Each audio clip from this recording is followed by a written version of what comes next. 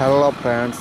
तो देख आज हम लोग आए हुए हैं कैट मशीन लेकर और जेसीबी लेकर, जो कि मधुबनी ज़िला में पड़ती है और फुलपरास जगह का नाम है। जो वहाँ पे हम लोग बड़ सफाई कर रहे हैं। आरडब्ल्यूडी का रोड है, जो बड़ी ज़ोर शोर से काम शुरू यहाँ हो चुकी है।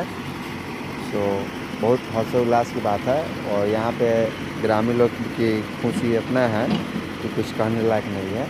ग्रामीण भी यहाँ पे बहुत खुश है इस रोड को लेकर। तो गड्ढा पर बहुत इस रोड पे था और आने जाने में बहुत कठिनाइयाँ होती थी।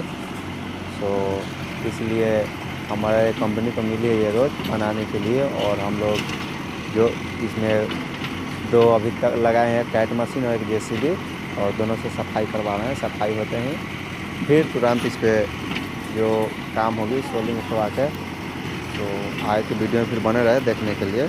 थैंक यू, धन्यवाद। और इस वीडियो को ज़्यादा से ज़्यादा शेयर करें और